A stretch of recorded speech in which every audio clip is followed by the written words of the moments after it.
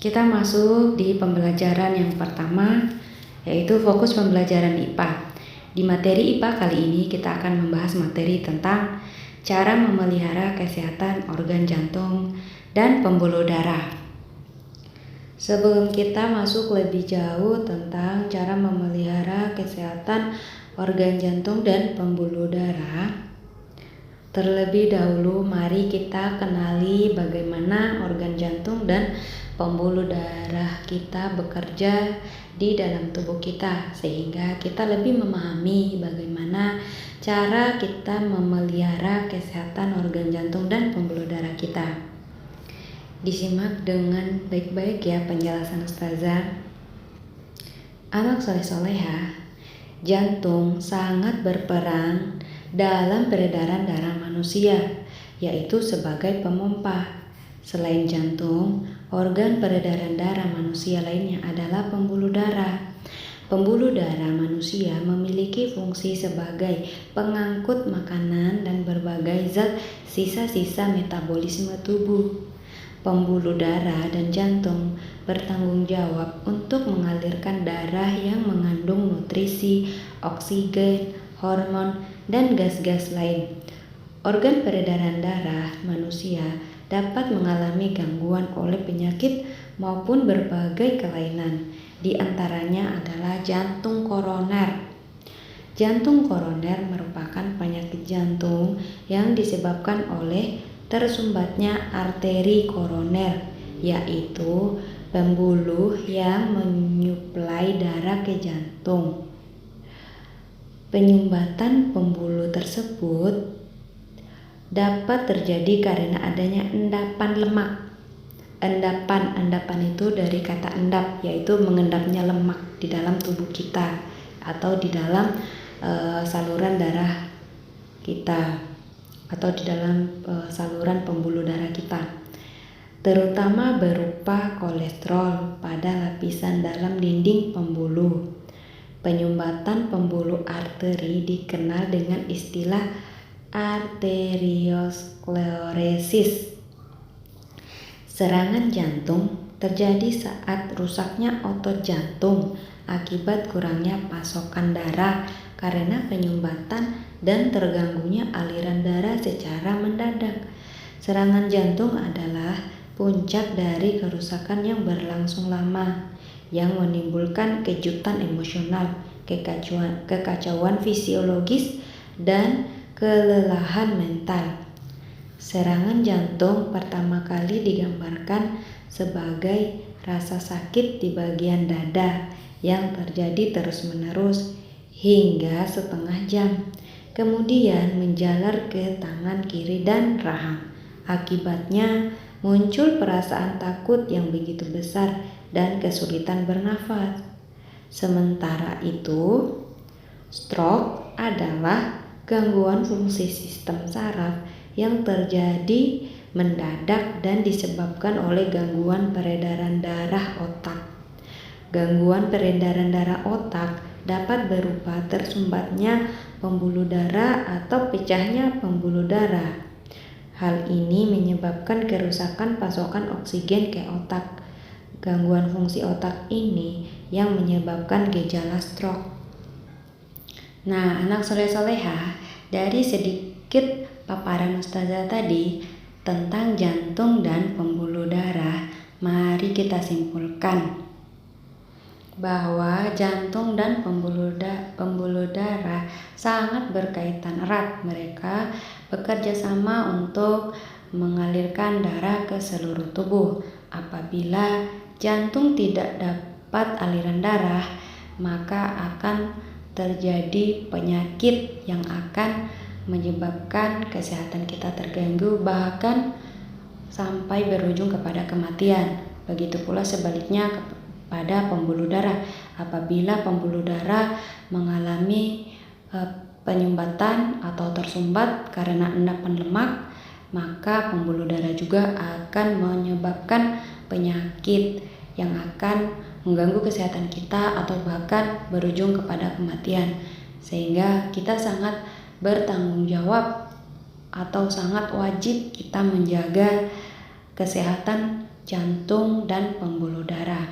Nah, tadi Ustazah sudah menyebutkan beberapa penyakit yang sering menyerang jantung dan pembuluh darah, yaitu salah satunya jantung koroner. Bagaimana cara mencegah jantung koroner? Yaitu dengan salah satunya dengan berolahraga teratur. Olahraga yang seperti apa? Nah, contohnya seperti berjalan kaki atau bersepeda bisa dijadikan pilihan kita berolahraga. Menurut penelitian British Medical Association atau BMA, bersepeda sejauh 20 mil dalam jangka 1 minggu akan mengurangi risiko penyakit jantung koroner sebesar 50% atau setengah. Bersepeda dengan santai akan mengatur detak jantung sehingga otot-otot jantung bekerja dengan baik. Nah, selain jantung koroner yang disebabkan oleh penyakit jantung, ada penyakit yang disebut varises. Nah, varises juga salah satu contoh penyakit yang dapat mengganggu organ peredaran darah. Penyakit varises yaitu pelebaran pembuluh darah pada kaki berwarna biru dan menonjol memanjang. Cara mencegah varises adalah dengan tidak terlalu lama berdiri ketika beraktivitas, melakukan pendinginan, dan meluruskan kaki setelah berolahraga. Pada dasarnya, faktor penyebab timbulnya penyakit dapat diminimalisasi dengan cara mencegah lebih baik daripada mengobati. Bersepeda santai adalah cara paling mudah dan murah dalam menghindari terjadinya gangguan organ peredaran darah manusia. Nah, anak soleh-soleha, dari penjelasan Ustazah itu mari kita simpulkan lagi bagaimana cara menjaga kesehatan organ jantung dan pembuluh darah.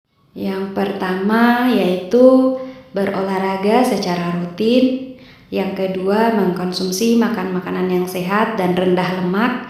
Yang ketiga yaitu beristirahat yang cukup. Itulah beberapa cara bagaimana memelihara kesehatan organ jantung dan pembuluh darah pada manusia. Soleh-soleha, untuk memperkuat lagi ingatan kita tentang materi yang baru saja kita bahas, yaitu materi tentang cara memelihara kesehatan organ jantung dan pembuluh darah. Mari sama-sama kita mengerjakan soal-soal berikut ini. Ustazah bacakan soalnya ya, kita jawab sama-sama. Nomor 1, di bawah ini merupakan cara untuk menjaga kesehatan jantung dan pembuluh darah. A. Mengkonsumsi makanan yang sehat dan rendah lemak. B. Berolahraga siang dan malam tanpa henti. C. Minum obat penguat organ jantung. D. Berjemur di bawah sinar matahari pada pagi hari. Di antara pilihan A, B, C, dan D, mana jawaban yang paling benar? Ayo, siapa yang masih ingat penjelasan Ustazah tadi? Ada 3. Bagaimana cara menjaga kesehatan organ jantung dan pembuluh darah? Di antara keempat pilihan tersebut, jawaban yang paling benar adalah A. Mengonsumsi makanan yang sehat dan rendah lemak. Nah, seperti yang Ustazah jelaskan tadi. Nah, kita masuk di nomor yang kedua. Nomor yang kedua, penyakit varises dapat terjadi pada orang yang melakukan kegiatan A. Duduk terus-menerus. B. Naik tangga berkali-kali. C. Berdiri terlalu lama. D. Mengangkat barang berat. Nah, di antara keempat pilihan tersebut, dari A, B, C, dan D, mana jawaban yang paling benar? Ayo, siapa yang masih ingat apa saja yang menyebabkan penyakit varises? Nah, baiklah anak soleh-soleha, jawaban yang paling benar di antara keempat pilihan tersebut adalah C. Berdiri terlalu lama. Berdiri terlalu lama adalah salah satu penyebab terjadinya penyakit varises. Kita masuk di nomor 3. Nomor 3 ya, penyakit jantung yang disebabkan oleh tersumbatnya arteri koroner dinamakan titik-titik. A. Stroke. B. Jantung koroner. C. Arteriosklerosis. D. Varises. Ayo, dari pilihan A, B, C, dan D, mana jawaban yang paling benar? Mana pilihan jawaban yang paling benar? Ayo, siapa yang masih ingat penyebab beberapa penyakit yang salah satunya itu tersumbatnya arteri koroner? Nah, perhatikan baik-baik ya anak soleh. Jawaban nomor 3 yang paling benar adalah B. Jantung koroner. Salah satu penyebab penyakit jantung koroner adalah tersumbatnya arteri koroner. Sama nama akhirannya, arteri koroner, jantung koroner. Nah, kalau yang masih ingat penjelasan Ustazah tadi, pasti sudah tahu jawabannya. Nah, kita masuk di nomor 4 ya. Nomor 4, salah satu cara mencegah penyakit jantung koroner adalah titik-titik. Ayo. A. Dengan berolahraga teratur. B. Makan buah sebanyak mungkin. C. Minum susu setiap hari. D. Melakukan pendinginan setelah olahraga. Dari pilihan A, B, C, D, mana pilihan yang menunjukkan jawaban yang paling benar untuk soal nomor 4? Ayo, siapa yang masih ingat cara mencegah penyakit jantung koroner? Kalau yang masih ingat penjelasan Ustazah tadi pasti tahu jawabannya. Nah, anak soleh-soleha, jawaban yang betul adalah A. Nomor 4, jawaban yang betul adalah A. Salah satu cara mencegah penyakit jantung koroner adalah dengan berolahraga secara teratur. Kita masuk di nomor 5. Gangguan peredaran darah otak karena tersumbatnya pembuluh darah atau pecahnya pembuluh darah yang menyebabkan kekurangan pasokan oksigen ke otak dinamakan A. Varises. B. Stroke. C. Jantung koroner. D. Hipertensi. Dari keempat pilihan jawaban, mana pilihan yang menunjukkan satu pilihan jawaban yang menunjukkan jawaban yang paling benar? Ayo, kalau yang mengingat penjelasan Ustazah dari nomor 1 sampai nomor 4 pasti bisa dijawab yang nomor 5. Nah, anak soleh-solehah, jawaban yang paling benar di nomor 5 ini adalah B. Stroke. Gangguan peredaran darah otak karena tersumbatnya pembuluh darah atau pecahnya pembuluh darah yang menyebabkan kekurangan pasokan oksigen ke otak itu akan menyebabkan stroke atau sering disebut sebagai penyakit stroke. Penyakit stroke itu disebabkan karena pecahnya pembuluh darah sehingga menyebabkan kekurangan pasokan oksigen ke otak, dinamakan stroke ya. Nah, baiklah anak soleh-soleha, pembahasan soal kita kali ini cukup sampai di sini. Kita masuk ke materi yang lain. Soleh-soleha, kita masuk di materi yang kedua, yaitu fokus pembelajaran bahasa Indonesia. Di pembelajaran kali ini kita akan membahas tentang pantun. Kali ini kita akan mengidentifikasi sebuah pantun. Apakah pantun itu adalah pantun yang benar atau pantun yang salah. Nah, sebelum kita memulai mengidentifikasi sebuah pantun, hendaklah kita mengetahui dulu ciri-ciri dari pantun tersebut. Ciri-ciri yang benar dari sebuah pantun apa aja sih? Nah, ciri-ciri dari pantun yang benar itu yang pertama, terdiri dari 4 baris atau 4 kalimat. Coba perhatikan pantun berikut ini. Anak kecil bermain lompat tali. Tali diputar dipegang temannya. Janganlah membuang sampah ke kali. Buanglah sampah pada tempatnya. Coba perhatikan pantun tersebut. Apakah pantun tersebut terdiri dari 4 baris atau 4 kalimat? Coba kita hitung. 1, 2, 3, 4. Ya, terdiri dari 4 baris dan 4 kalimat. Nah, kita melangkah kepada ciri-ciri yang kedua. Baris pertama dan baris kedua dinamakan sampiran. Baris ketiga dan keempat dinamakan isi. Coba kita baca lagi. Baris pertama, anak kecil bermain lompat tali. Baris kedua, tali diputar dipegang temannya. Nah, baris pertama dan baris kedua adalah merupakan sampiran. Kita lihat baris ketiga. Janganlah membuang sampah ke kali, buanglah sampah pada tempatnya. Nah, baris ketiga dan baris keempat merupakan isi dari pantun tersebut. Berarti pantun ini sudah memenuhi 2 ciri-ciri dari ciri-ciri pantun. Kita lihat ciri-ciri yang ketiga. Yang ciri-ciri pantun yang ketiga yaitu tiap baris terdiri dari 8 sampai 12 suku kata. Nah, anak soleh-soleha, kalau yang ini kalian sudah tahu nggak cara ngitungnya? Apa sih? Mana sih yang masuk 8 sampai 12 suku kata? Perhatikan baik-baik ya. Kita mulai menghitungnya. Apakah pantun ini termasuk dalam ciri-ciri pantun yang nomor 3 atau tidak, yaitu bunyi ciri-cirinya yaitu tiap baris terdiri dari 8 sampai 12 suku kata. Anak. Anak berapa suku kata? Anak itu terdiri dari 2 suku kata, dari kata an dan kata ak. Anak itu 2 suku kata. Kecil.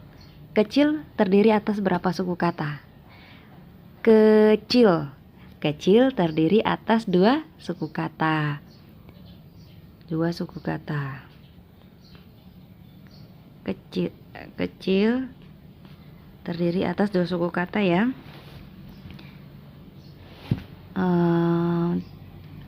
Bermain. Bermain terdiri atas berapa suku kata? Bermain terdiri atas 3 suku kata dari kata ber. Kata yang pertama, suku kata yang pertama, ma, suku kata yang kedua, sama in, suku kata yang ketiga. Jadi bermain terdiri atas 3 suku kata. Lompat. Lompat terdiri berapa suku kata? Lompat terdiri atas 2 suku kata. Lom sama pat. Lompat. Tali. Tali terdiri berapa suku kata? Ya, betul. Tali terdiri atas 2 suku kata. Ta dan li. Nah, Ustazah, tapi kok tali kan 2, kan terdiri 2 suku kata. Kenapa lom sama pat tapi kok cuma 2 padahal kan 3 hurufnya? Nah, anak soleh-soleha, kalau untuk suku kata itu per kata. Per kata, umpama dia kalau lompat itu per satu katanya itu mengandung 3 huruf. Sedangkan tali per satu suku katanya itu mengandung 2 huruf ya. Nah, masih ingat nggak waktu di TK diajarin nama, n ana, m ama. Nah, itu kalian diajarin per satu suku kata tapi mengandung 2 huruf. Nah, antara lompat sama tali, kalau lompat mengandung 3 suku kata. Kalau lompat mengandung 3 huruf, kalau tali hanya mengandung 2 huruf. Lompat adalah 2 suku kata dan tali merupakan 2 suku kata juga. Coba kita hitung ya. Anak 2 suku kata, 2. Kecil 2 suku kata lagi, 4 sudah. Anak 2, kecil 2 suku kata, bermain 3 suku kata. Anak 2, kecil 2, bermain 3. 7 suku kata sudah. Lompat 2 suku kata, berarti 8, 9 suku kata sampai dilompat. Tali tali 2 suku kata. 9 tambah 2 10, berarti 11 suku kata, masih 11 suku kata. Tiap baris terdiri dari 8 sampai 12 suku kata, sedangkan ini masih sampai 11 suku kata, berarti masuk juga. Berarti untuk pantun ini masih memenuhi sampai syarat yang ketiga dari ciri-ciri pantun. Nah, kita masuk di ciri-ciri yang keempat, yaitu bersajak atau berirama AB dan AB. Bersajak dan berirama AB. Coba perhatikan bunyi rima atau sajak yang bunyi terakhirnya. Kalimat yang pertama, sajak terakhirnya atau rima terakhirnya adalah li. Sajak yang kedua adalah ya, sedangkan yang kalimat yang ketiga adalah li lagi, sedangkan yang keempat adalah ya.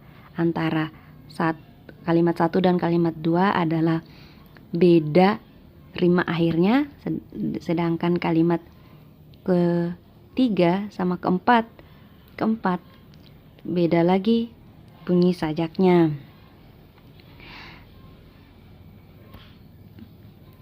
Nah, perbedaan bunyi sajak IA 1, 2 dan IA 3 dan 4 itu menunjukkan pola rimanya AB dan AB. Coba kalimat pertama dan kalimat kedua IA, kalimat ketiga dan kalimat keempat juga IA. Jadi pola rimanya adalah AB dan AB. Kalian masih ingat enggak ada berapa pola rima yang harus terdapat dalam pantun? Biasanya pola rima yang terdapat dalam pantun itu ada AB polanya dan AA. Kalau bukan AB berarti AAA. Cuman pantun kita kali ini rimanya adalah AB. Bagaimana, sudah paham bagaimana cara mengidentifikasi sebuah pantun? Apakah pantun itu merupakan pantun yang benar atau yang tidak benar? Caranya yaitu yang pertama, kalian harus tahu ciri-ciri pantun terlebih dahulu.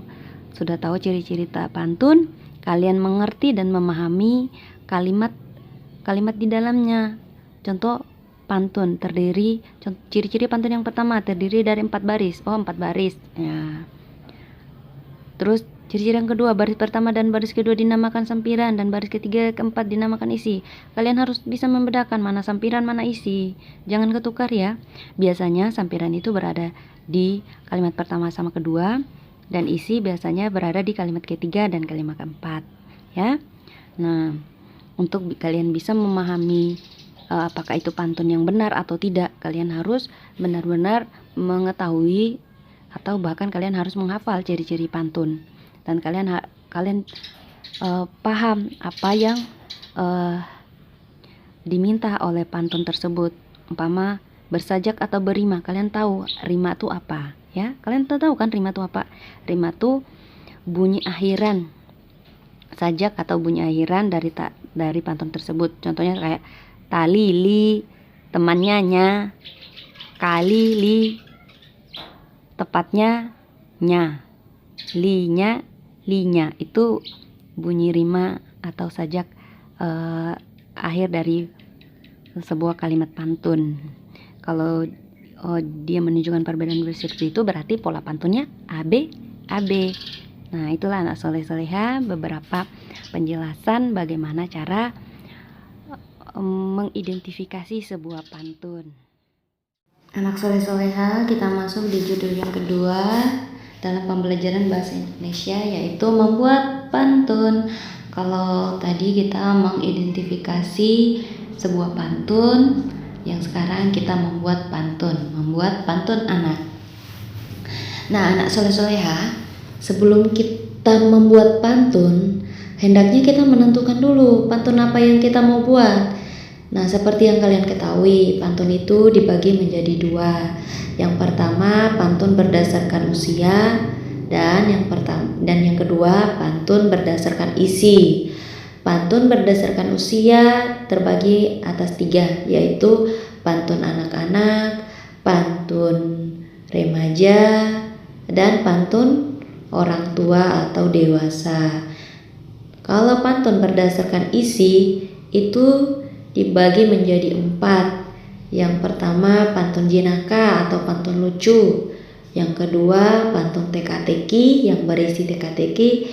Yang ketiga pantun nasihat berisi nasihat. Dan yang keempat adalah pantun agama, pantun yang berisi tentang agama. Nah, kalau kalian sudah menentukan mana pantun yang kalian mau bikin, apakah pantun yang berdasarkan usia atau pantun yang berdasarkan isi. Kalau pantun yang berdasarkan usia, kalian pilih satu. Apakah pantun anak-anak atau apakah pantun anak muda atau remaja atau pantun orang tua. Nah, setelah kalian memilih itu, ada 3 langkah lagi yang harus kalian penuhi untuk membuat pantun. Untuk membuat pantun ada 3 langkah yang harus diperhatikan. Yang pertama, menentukan tema terlebih dahulu. Tema tersebut berkaitan dengan jenis pantun yang akan kalian tulis. Tadi jenis pantun yang kalian pilih yang mana? Yang pantun anak-anak kah, yang pantun orang remaja kah, atau yang pantun berdasarkan isi yang jenaka, pantun lucu, pantun teka-teki, pantun nasihat, atau pantun agama. Lalu kemudian setelah kalian menentukan itu, lalu kalian menentukan tema. Temanya harus sesuai sama pantun yang kalian mau buat, jenis pantun yang kalian buat. Terus yang kedua, menentukan kosakata yang berkaitan dengan tema yang telah ditentukan. Menentukan kosakata, menentukan kata-katanya terlebih dahulu yang berkaitan dengan tema yang telah ditentukan. Terus yang ketiga adalah teknis penulisan. Kalian lihat kan bagaimana pantun itu ditulis, di mana berbaris 4, bukan satu baris kalian tulis, baris keduanya kalian sambung lagi di baris pertama. Nah, itu contoh penulisan pantun yang salah. Ya, contohnya nih. Satu contoh pantun, umpama membuat pantun anak. Kita akan membuat pantun anak. Contohnya seperti, kalau pantun anak berarti pantun yang berisi tentang anak-anak atau dunia anak-anak. Nah, contohnya seperti pergi bermain ke Tanjung Pinang, mampir ke pasar membeli ikan, ayah datang hatiku senang, membawa hadiah sebuah jam tangan. Nah, itu contoh pantun anak. Nah, kalian harus benar-benar memperhatikan langkah-langkah bagaimana cara membuat pantun ya. Yang pertama, menentukan tema. Yang kedua, menentukan kosakata yang berkaitan dengan tema yang telah ditentukan. Dan yang ketiga, teknik penulisan. Kalian harus memperhatikan 3 langkah tersebut untuk membuat pantun. Anak soleh-soleha, ada beberapa teknis penulisan dalam sebuah pantun, yaitu penulisan pantun sebaiknya membuat isi terlebih dahulu, baru selanjutnya membuat sampiran agar mudah menuliskannya. Isi pantun dirangkai menjadi 2 kalimat, lalu diletakkan pada baris ketiga dan keempat. Setelah itu barulah dicari sampiran yang sesuai. Sampiran biasanya berkaitan dengan alam, misalnya binatang, buah-buahan, bunga-bunga, peristiwa alam, dan sebagainya. Sampiran juga dapat dikaitkan dengan pengalaman ataupun lingkungan sekitar, seperti halnya isi pantun. Baris pertama dan baris kedua pada sampiran pun hendaknya memiliki keterkaitan. Nah, itulah anak-anak soleh-soleha yang harus kalian perhatikan, langkah-langkah atau teknis penulisan yang harus kalian perhatikan sebelum kalian membuat sebuah pantun. Baiklah anak soleh-soleha, kita masuk di materi yang ketiga yaitu fokus pembelajaran SPDP. Nah, kali ini kita akan membahas materi tentang cara membuat cerita bergambar. Setelah kalian memahami langkah-langkah membuat cerita bergambar, sekarang Ustazah akan menunjukkan bagaimana cara membuat cerita bergambar agar kita lebih mudah membuatnya. Perhatikan, Ustazah sajikan dalam bentuk tabel agar kalian lebih memahami.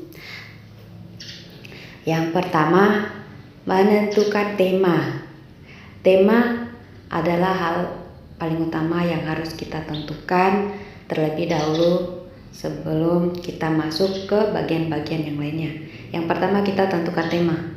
Tema kita kali ini yaitu olahraga pagi. Nah, setelah kita menentukan tema, langkah kedua yaitu karakter tokoh utama.